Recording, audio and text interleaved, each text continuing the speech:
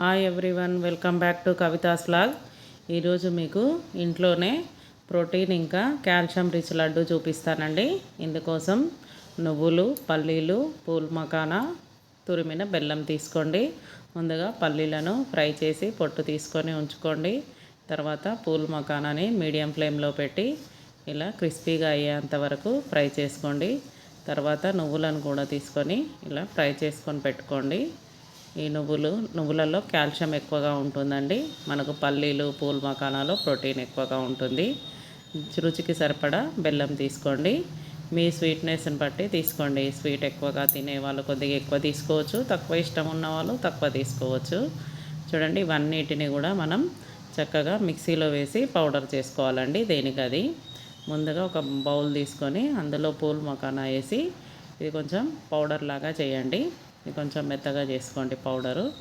ఇందులోనే ఒక 4-5 ఇలాచీ వేసి మొత్తం పౌడర్ లాగా చేసుకోండి. ఇలా పౌడర్ అయ్యాక ఒక బేసన్లో వేసుకొని ఇందులోనే తర్వాత పల్లీలు వేసుకొని ఇవి కూడా పౌడర్ లాగా చేసుకోవాలి.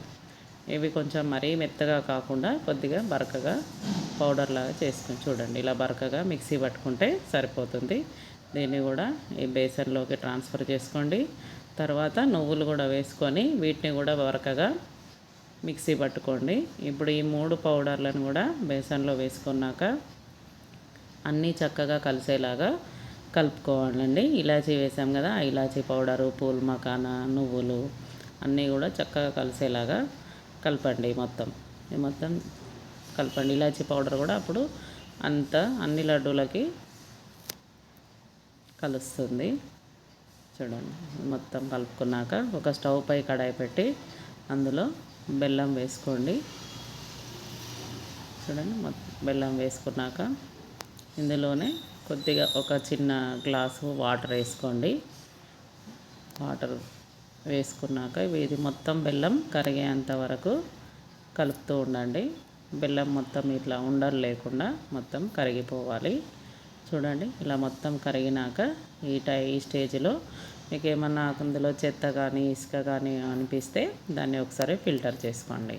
నేను తీసుకున్న బెల్లం అయితే ఫ్రెష్గానే ఉందండి. ఏం చెత్త కానీ ఇసుక లాంటిది ఏమీ లేదు. చూడండి, ఇలా ఒక 5 మినిట్స్ 10 మినిట్స్ బాయిల్డ్ కానివ్వండి. 5 to 7 మినిట్స్ బాయిల్డ్ అయితే సరిపోతుందండి. చూడండి, ఇలా బాయిల్డ్ చేశాక పాకం రావాలన్నది ఏమీ లేదండి. కొద్దిగా మసులితే సరిపోతుంది. ఇప్పుడు దీనిని స్టవ్ ఆఫ్ చేసుకొని కూల్ కానివ్వండి. చూడండి, కొద్దిగా చల్లారిన ఈ పాకాన్ని మనం కలుపుకున్న ఈ పొడుల మిశ్రమంలో వేసుకొని అలాగే కొంచెం ఒక 2 స్పూన్ల నెయ్యి వేసుకుంటే ఫ్లేవర్ బాగుంటుంది. నెయ్యి కూడా వేసుకొని ఈ పాకము నెయ్యి అంతా ఈ పౌడర్కు కలిసేంత వరకు కలుపుకోండి.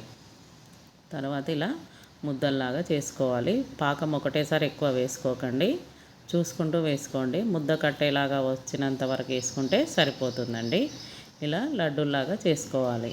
ఇది రోజు ఒకటి తింటే ఆ రోజుకి మన బాడీకి కావాల్సిన ప్రోటీను, కాల్షియం అందుతుందండి. చూడండి, ఇలా హెల్దీ లడ్డు రెడీ అయినట్టే. వీటిని డైలీ ఒకటి పెద్దవాళ్ళైనా పిల్లలైనా తింటే చాలా మంచిదండి. వీటిని పిల్లలకు కూడా స్నాక్స్ బాక్స్లో పెట్టిస్తే చాలా మంచిది. ఇలా ఇంట్లో చేసుకొని అప్పుడప్పుడు వాడుతూ ఉండాలండి. అప్పుడే మనకు కాల్షియం, ప్రోటీన్ అందుతుంది. చూడండి, ఇలా లడ్డూలు రెడీ. నచ్చితే లైక్ చేయండి, షేర్ చేయండి, సబ్స్క్రైబ్ చేయండి. Thank you everyone.